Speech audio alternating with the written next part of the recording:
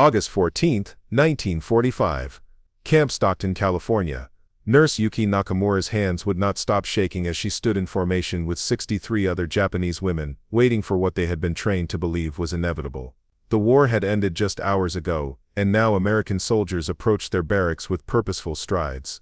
Every woman had heard the stories whispered through military hospitals in Manila, shared in hushed tones during air raids in Saipan, repeated until they became gospel truth. When captured, a woman's honor would be stolen. When defeated, her body would become spoils of war. Yuki had sewn a small razor blade into the hem of her uniform 3 months ago, a final insurance policy she prayed she would never need to use. Around her stood women who had served the Imperial Japanese Army as nurses, translators, communication officers, and administrative personnel. They ranged in age from 19 to 47. Some had families waiting in Japan, children they feared they would never see again with their dignity intact. Others were unmarried, facing a fate they believed would make them unmarriageable forever. The American captain stopped 10 feet away, his expression unreadable beneath his helmet. Behind him, 24 soldiers stood at attention, their rifles slung casually over shoulders rather than pointed forward. This detail alone seemed strange to Yuki.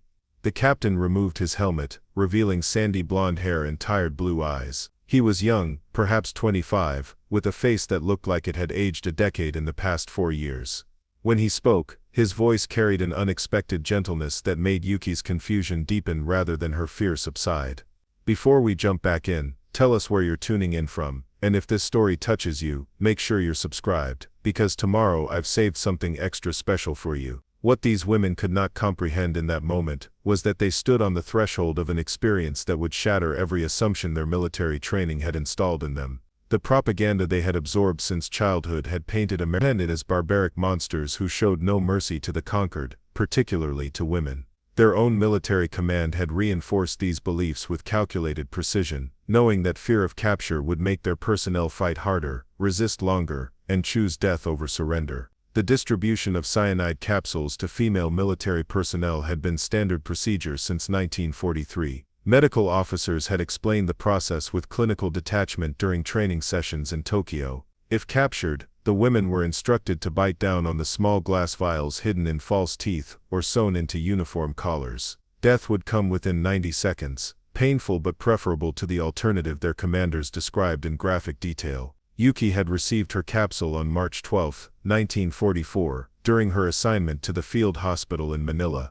The medical officer who handed it to her was a woman in her 50s, her face carved with lines of perpetual worry. She had looked Yuki directly in the eyes, and said words that still echoed in nightmares. "Protect yourself from shame worse than death. The Americans will show you no humanity. Better to die with honor than live with disgrace." 22 women in Yuki's unit had already used their capsules. When American forces began their final push through Manila in February 1945, the hospital staff had received evacuation orders that came too late. Trapped in a building surrounded by advancing troops, the women had faced their moment of terrible choice. Yuki had watched her friend Keiko, a talented surgical nurse from Osaka, remove the vial from her collar with trembling hands. Their eyes had met across the crowded room, and Keiko had smiled with heartbreaking sadness before biting down. The convulsions had started immediately. Yuki had held Keiko's hand as the poison worked through her system, had whispered prayers she barely believed in, had promised to tell Keiko's mother that her daughter had died with courage.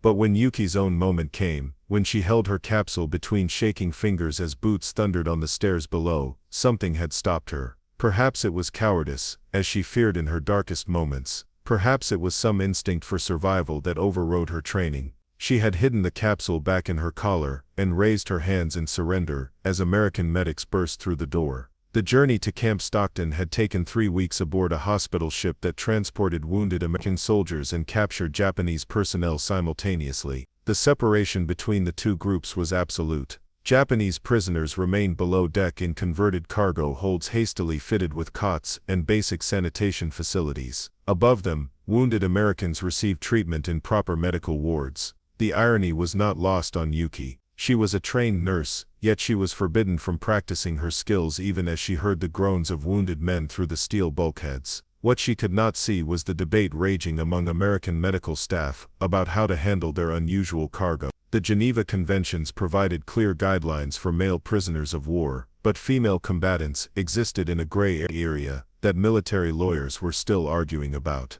Camp commandants had received hastily written directives, emphasizing that all prisoners, regardless of gender, were to be treated with dignity and respect according to international law.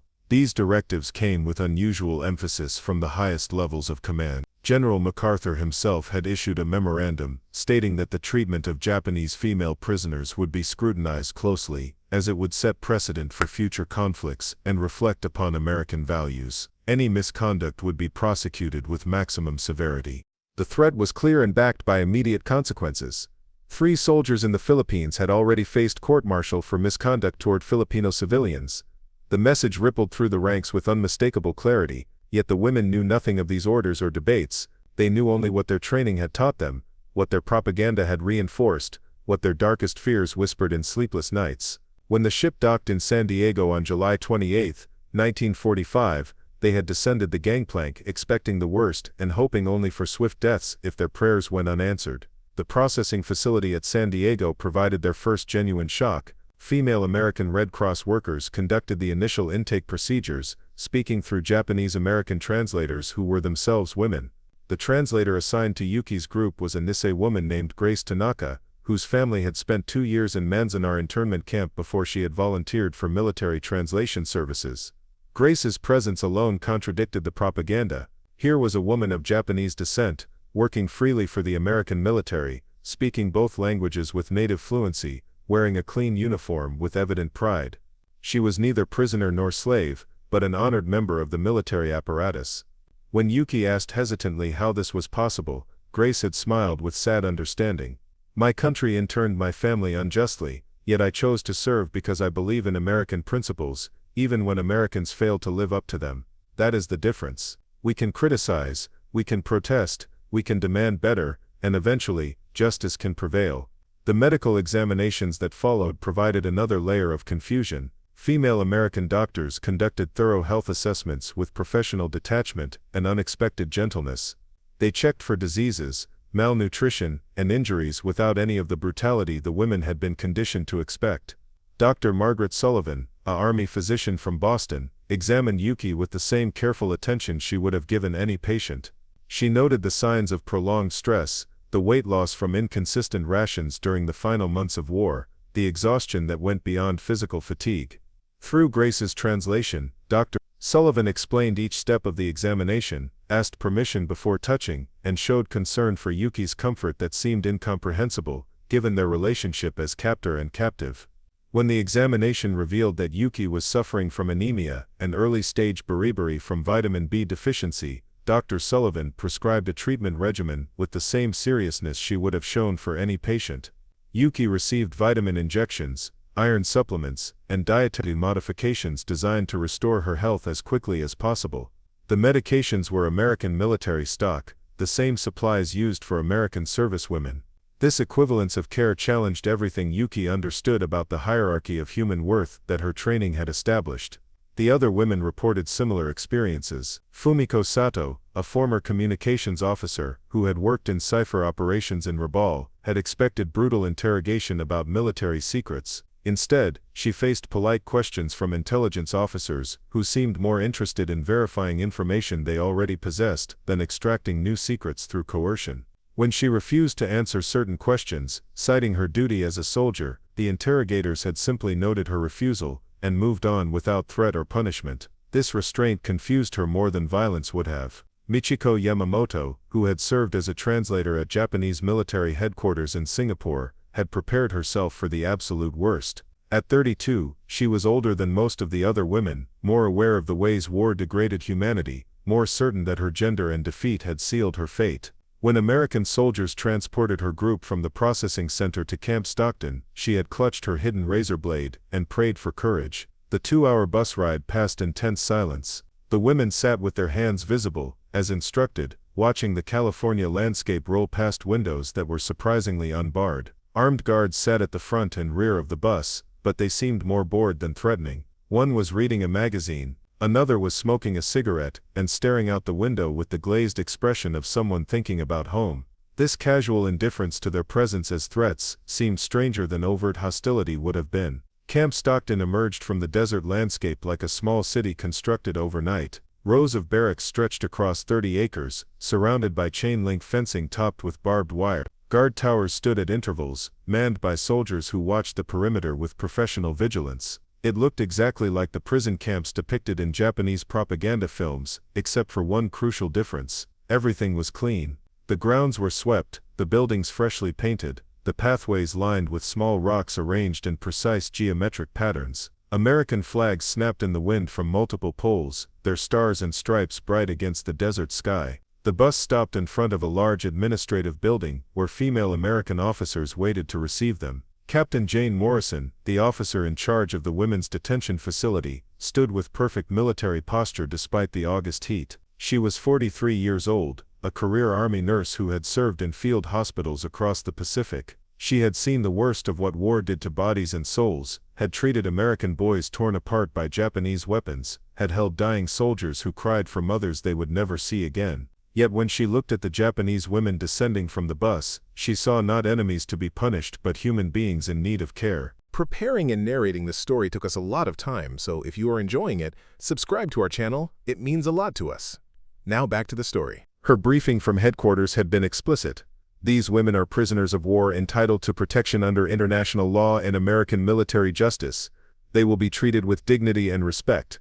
Any soldier who forgets this will face court-martial. Captain Morrison had read those words and thought of her own daughter, 19 years old and studying nursing in Philadelphia. If positions were reversed, if her daughter had somehow ended up in Japanese custody, she would pray for mercy and humane treatment. The golden rule was not just Sunday school teaching but practical policy she intended to enforce without exception. The orientation session took place in a large mess hall that had been converted into a temporary assembly area. The women sat on folding chairs arranged in neat rows while Captain Morrison stood at the front with Grace Tanaka translating. Morrison's speech was brief and direct, delivered in a tone that combined military authority with unexpected compassion. You are prisoners of war under the protection of the United States military and international law. You will be housed, fed and treated according to the standards of the Geneva Conventions. You will not be harmed, abused or mistreated in any way. Any soldier who violates this policy will be prosecuted. You have rights which will be explained to you. You will receive medical care, adequate food and humane living conditions. You will be allowed to write letters to your families which will be delivered through the International Red Cross when possible. As Grace translated these words, Yuki watched the faces of the American soldiers standing guard around the perimeter of the room. Young men, most of them probably 19 or 20 years old. They looked tired, sunburned, eager to go home now that the war had ended. Some met her eyes when she looked at them, offering small nods that seemed neither threatening nor mocking. Others stared straight ahead with the blank expression of soldiers enduring another duty assignment. None of them looked at the Japanese women with the hunger or malice that propaganda had promised would be inevitable. The barracks assignments came next. The women were divided into groups of 16, each assigned to a wooden building that contained bunk beds, lockers, a bathroom with multiple shower stalls and a common area with tables and chairs. The facilities were basic but clean, maintained to military standards that emphasized order and hygiene. Each woman received a footlocker containing bedding, toiletries, towels and a set of simple work clothes to supplement their worn uniforms. Yuki's barracks assignment placed her with a mix of women from different branches of service and regions of Japan.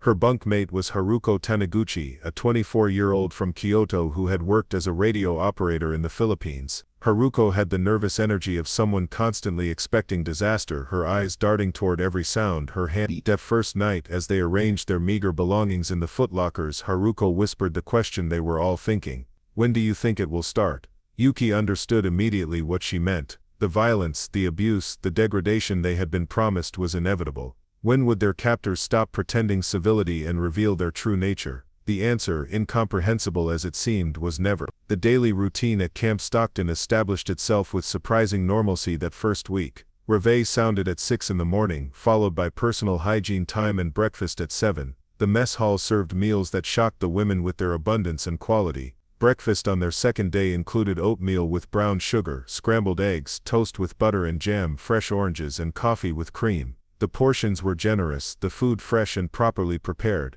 Yuki had not seen an orange in 2 years. The bright citrus fruit sat on her tray like an impossible luxury, something from a half-remembered life before war had reduced existence to survival. She had peeled it slowly, almost reverently, the scent triggering memories of childhood summers in Yokohama when such fruit had been commonplace rather than miraculous. Around her, other women experienced similar moments of disorientation. The abundance contradicted everything they understood about their status as defeated enemies and worthless prisoners. Fumiko Sato, sitting across from Yuki, stared at her eggs with visible suspicion. "This is propaganda food," she muttered. "Tomorrow we will return to rice gruel and pickles. They are fattening us for some purpose." But tomorrow brought the same abundance, and the day after, and the day after that. The meals varied but maintained a consistent quality and quantity that made the women's previous military rations seem like deliberate starvation. Lunch typically included a protein, vegetables, starch, bread, fruit, and milk.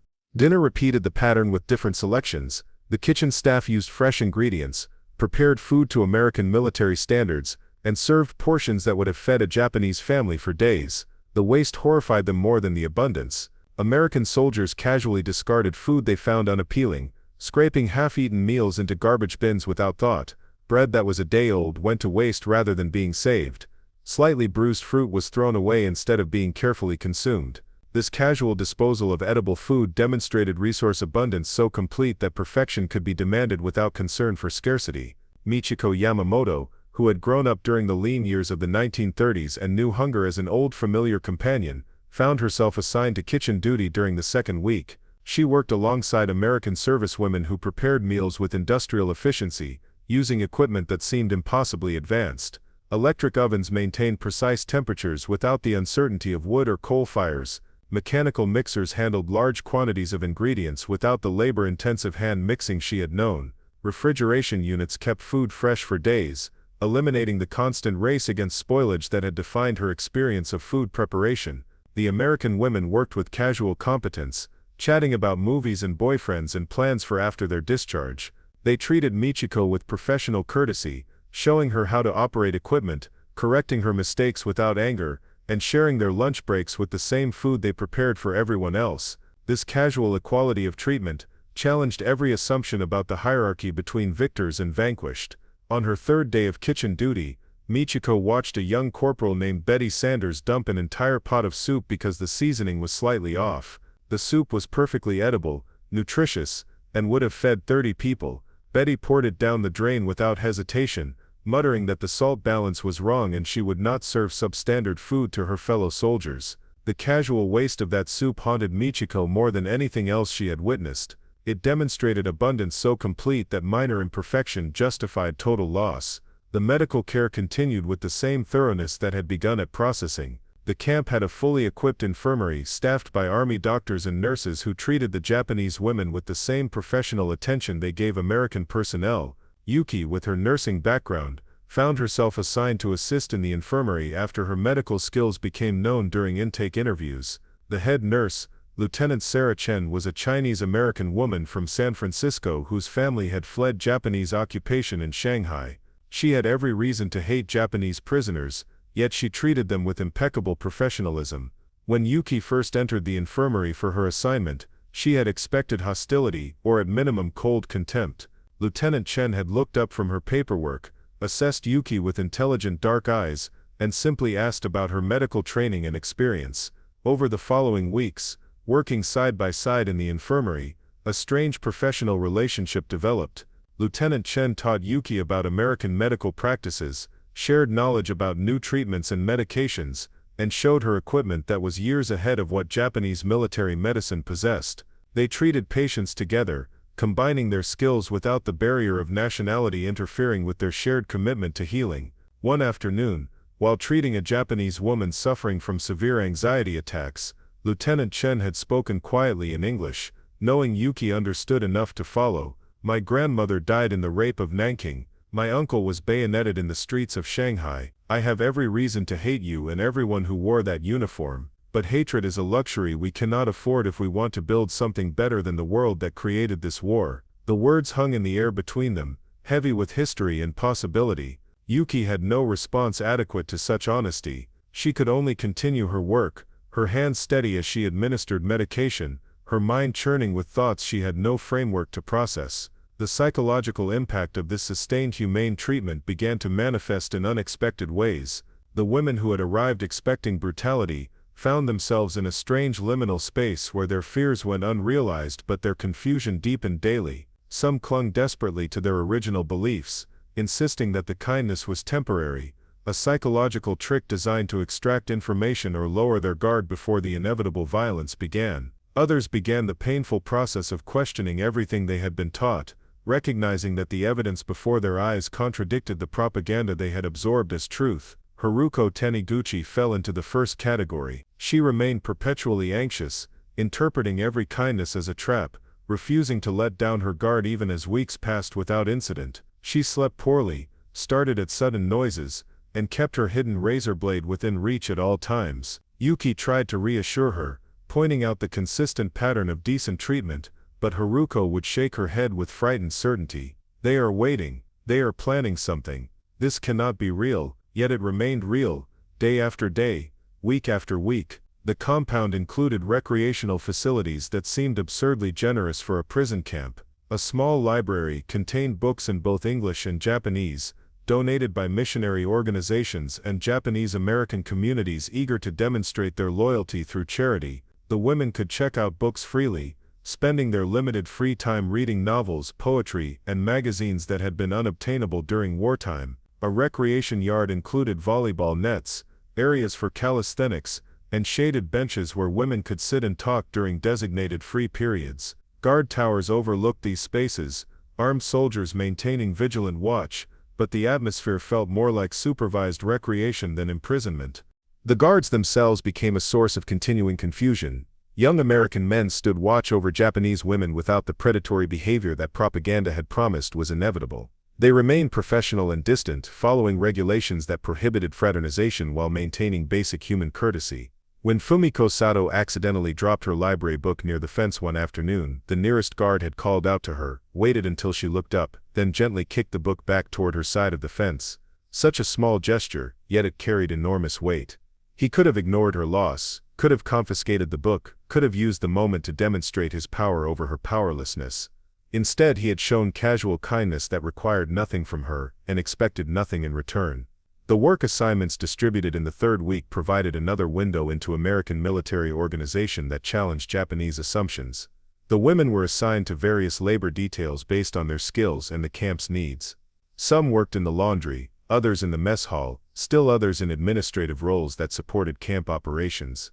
They received small wages for their work, paid in script that could be used at the camp store. The store itself was another revelation. Shelves stocked with toiletries, candy, cigarettes, magazines, and small luxury items that were available for purchase with their earnings. Chocolate bars cost 5 cents, about an hour's wages. A Japanese woman's daily labor could buy items that had vanished from Japan years earlier, that her family back home could not obtain at any price. The casual availability of chocolate, in particular, became a symbol of the vast gulf between American abundance and Japanese scarcity. Children in Japan had forgotten what chocolate tasted like. Here enemy prisoners could buy it with pocket change. Yuki purchased her first chocolate bar on September 1, 1945, nearly 3 weeks after her arrival. She had saved her script carefully, uncertain if the store privileges would continue, or if some regulation would suddenly revoke this impossible luxury. The Hershey's bar sat in her hand, its brown wrapper familiar from pre-war imports that had been luxury items even then. She had broken off a single square and let it melt slowly on her tongue, the sweetness almost painful after years without sugar. The remaining chocolate she had saved, rationing it to herself 1 square per day, making the impossible last as long as she could. Around her, other women made similar discoveries. Michiko Yamamoto bought soap, real soap that smelled of lavender rather than the harsh lye soap that had been standard during the war. She used it sparingly, savoring each wash, amazed that such luxury was available to prisoners. Haruko Taniguchi refused to purchase anything, insisting that accepting these comforts was a trap, a way to make them complicit in their own eventual degradation. She would not be bought with chocolate and soap, would not let down her guard no matter how long the illusion of decent treatment continued. The mail system began operating in mid-September, coordinated through the International Red Cross. The women were allowed to write letters to their families in Japan, subject to censorship but permitted nonetheless. The letters had to be written on provided paper, in Japanese, and were limited to 1-page front and back. They could contain personal news but not military information, complaints about treatment, or political statements. Yuki spent hours composing her first letter home, struggling to find words adequate to explain the inexplicable. How could she tell her mother that she was healthy, well-fed and safe without it sounding like propaganda or lies? How could she describe meals that exceeded pre-war abundance while knowing her family was likely surviving on rationed rice and seasonal vegetables? In the end, she wrote simple truths that seemed simultaneously honest and inadequate. Mother, I am well and unharmed.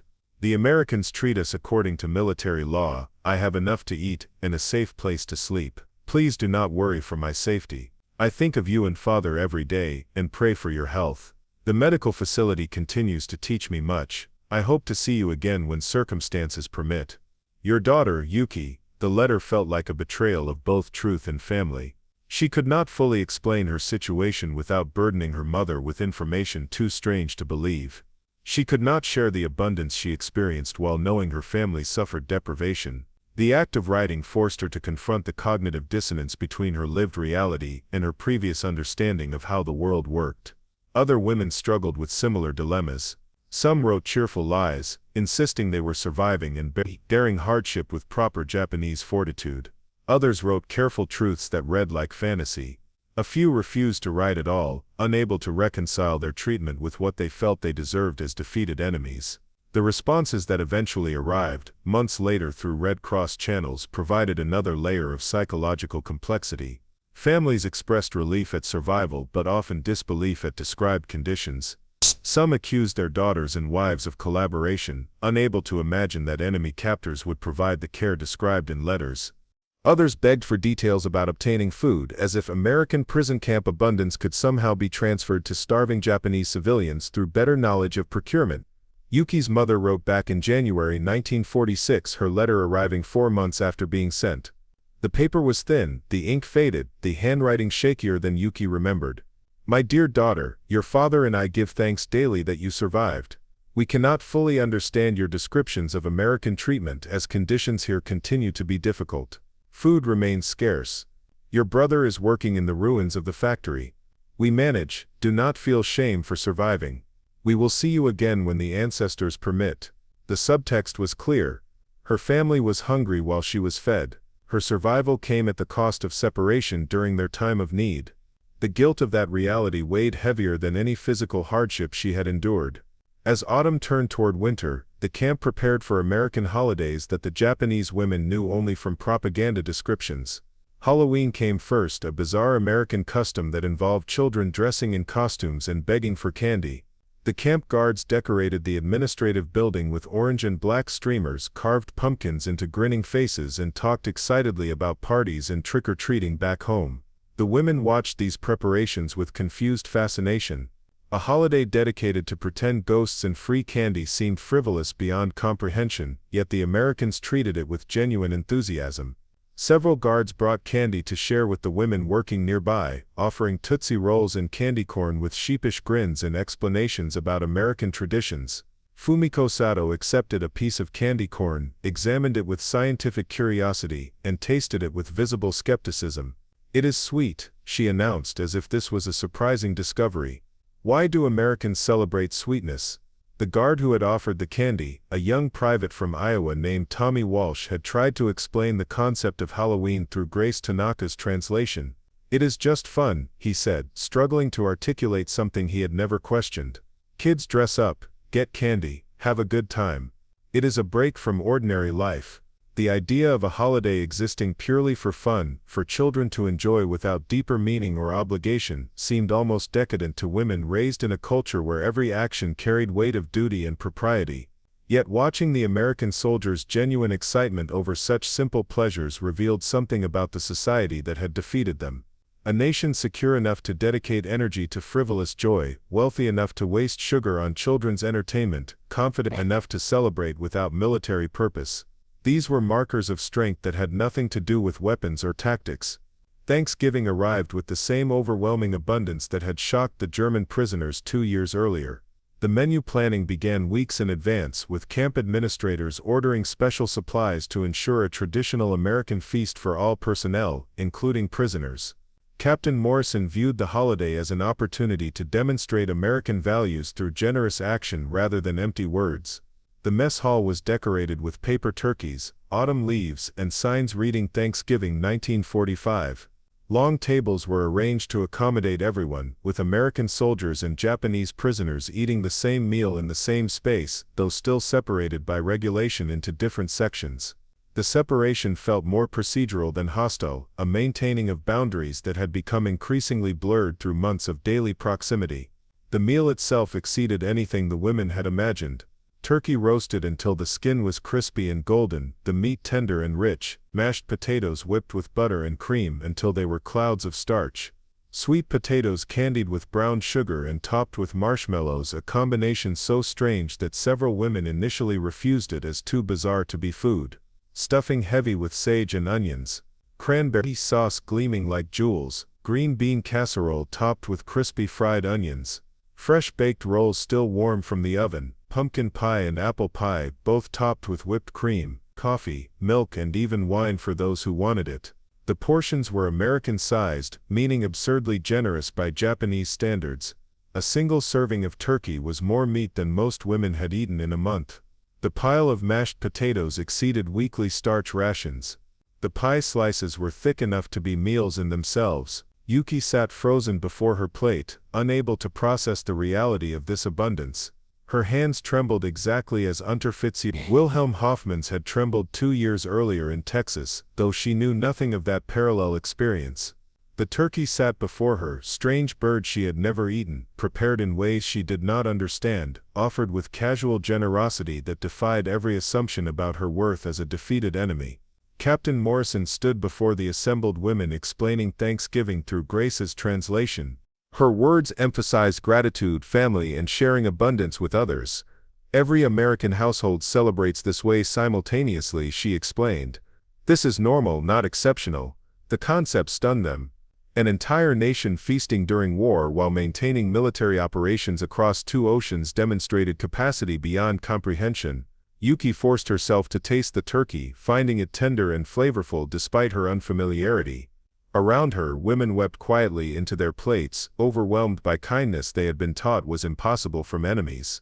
Christmas brought even greater psychological impact. The women understood this holiday from pre-war Christian missionary work in Japan, knew it as sacred celebration their military had suppressed as Western corruption. Now they faced Christmas in captivity, expecting nothing, receiving everything. The menu surpassed Thanksgiving. Roast beef, glazed ham, turkey with traditional accompaniments, plus delicacies unavailable in Japan for years. Real chocolate, white sugar in bowls, fresh oranges in December, cookies made with butter. American families had rationed to share with enemy prisoners. Packages arrived from church groups across America, each containing handmade gifts and personal notes. Yuki received a package from Lutheran women in Minnesota. Inside she found hand-knitted mittens, homemade fudge wrapped carefully, and a card reading, "To a Japanese woman far from home. May God's peace comfort you this Christmas and return you safely to your family." She stared at the card for long minutes, unable to reconcile this tenderness from strangers whose sons were dying in Pacific battles. The mittens were soft wool, knitted with obvious care and skill. Someone had spent hours creating warmth for enemy hands. The fudge was rich with real sugar and butter, ingredients rationed carefully, then shared freely. Haruko finally broke that night, her defenses crumbling under sustained contradiction of everything she believed. She sobbed in her bunk, clutching a package from Baptist women in Georgia, repeating through tears, "Why are they kind? Why do they not hate us? We tried to destroy them." Yuki had no answer. She could only hold her friend while certainties dissolved into confusion that might eventually become understanding. The transformation was neither quick nor universal. Some women clung to propaganda even as evidence mounted against it. Others began painful reassessment of everything they thought they knew. Grace Tanaka facilitated discussion groups where women could process their experiences. These sessions, voluntary and unmonitored, became spaces where cognitive dissonance could be examined rather than suppressed. Michiko spoke of kitchen waste that could feed villages. Fumiko described intelligence officers who accepted refusal without punishment.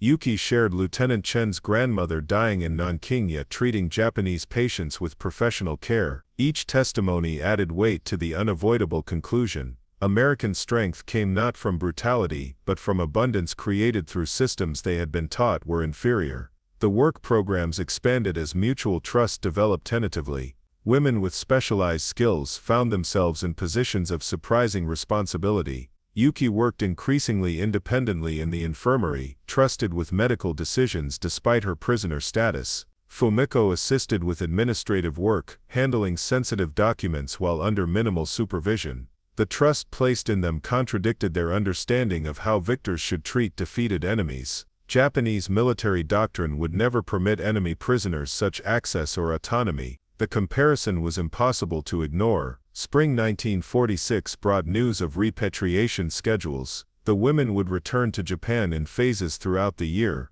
The announcement brought complex emotions rather than simple relief. They would see their families again but return to devastation while leaving abundance. Yuki had gained 32 pounds since capture, her body rebuilt on Americans. She would return to a starving nation carrying flesh fed by enemies. The shame of that felt worse than any abuse she had feared. The farewell preparations included gradual ration reductions to help their bodies readjust to Japanese scarcity. The same kitchens that had demonstrated abundance now taught survival through deprivation. Dr. Sullivan supervised the transition with clinical concern, monitoring each woman's health as portions decreased systematically.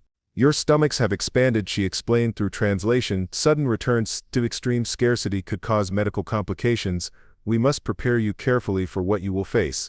The final dinner in May 1946 exceeded every previous meal: lobster, prime rib, fresh vegetables, elaborate desserts, wine for those who wanted it. Captain Morrison gave a brief speech emphasizing hope for lasting peace built on mutual understanding rather than continued hatred. Some of you arrived expecting death, she said. You leave having experienced life. Carry this knowledge home. Build something better than what brought us to war. The words hung heavy with possibility and pain.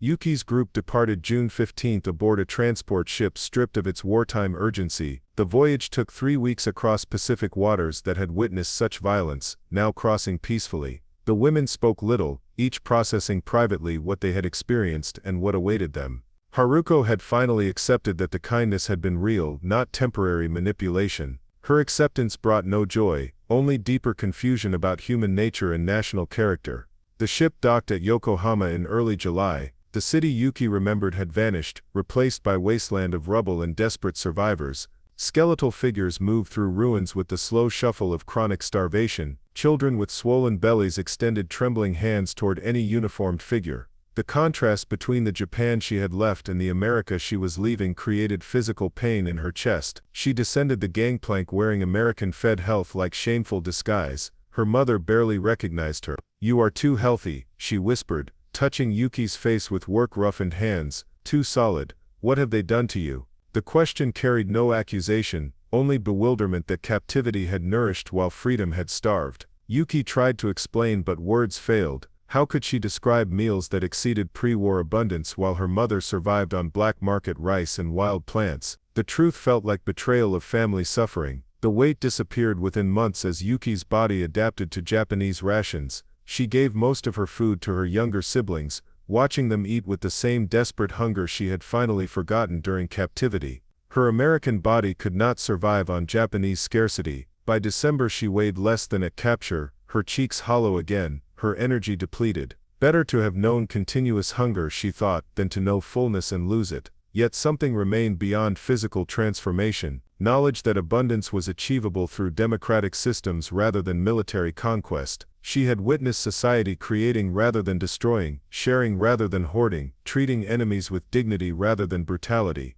This understanding survived starvation, persisted through hardship, planted seeds that would eventually flower in ways she could not yet imagine. Japan's reconstruction would be built partly on foundations laid by women who had learned unexpected lessons in American prison camps. Yuki returned to nursing, working in hospitals overwhelmed by disease and malnutrition. She implemented American sanitation practices observed during captivity, taught techniques learned from Lieutenant Chen, advocated for patient dignity regardless of circumstances. Her experience as prisoner had trained her in methods that saved Japanese lives. The irony was not lost on her. Skills gained from enemies during defeat now served her people during recovery. Other former prisoners followed similar paths. Michiko introduced American organizational efficiency to food distribution networks, helping prevent worse starvation. Fumiko worked with occupation authorities, her understanding of American perspectives facilitating communication that might otherwise have failed. Haruko taught English to children, believing that understanding between nations required linguistic bridges built deliberately. Each woman carried knowledge that propaganda had tried to prevent them from acquiring. When the Marshall Plan extended aid to Japan in 1948, former prisoners understood its significance better than most citizens. They had experienced American generosity firsthand, knew the nation could afford to rebuild former enemies because they had witnessed casual waste demonstrating unlimited resources. The food aid flowing to Japan seemed familiar. The same abundance they had consumed as prisoners now extended to the entire nation. Studies in the 1950s revealed that female prisoners held dramatically different attitudes than other Japanese citizens. They were more likely to support democratic reforms, embrace cooperation with America, and maintain positive views of former captors. The Thanksgiving and Christmas experiences had proved transformative in ways propaganda could never have predicted. They had been converted through consumption rather than coercion, transformed by kindness rather than punishment. Yuki lived to see Japan become prosperous democracy, its transformation from militaristic empire to peaceful economic power, aided by women who had learned unexpected lessons in American camps. She often thought about that first Thanksgiving dinner, her trembling hands holding fork before impossible feast. That moment had shattered assumptions about human worth and national character, had planted understanding that eventually helped rebuild a nation from war's ashes.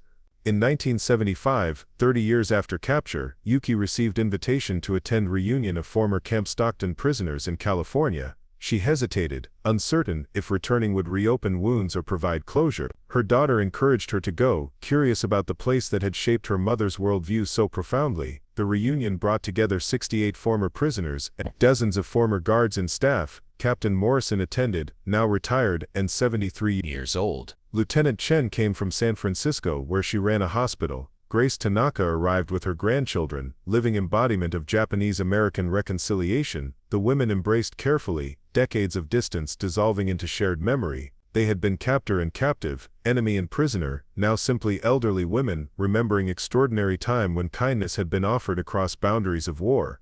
Tommy Walsh attended, the Iowa private who had shared Halloween candy, now a grandfather running family farm. He remembered the strange duty of guarding women who feared him while he tried awkwardly to demonstrate he meant no harm.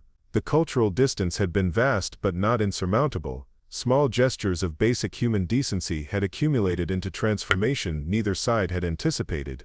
The reunion dinner deliberately recreated the Thanksgiving menu from 1945.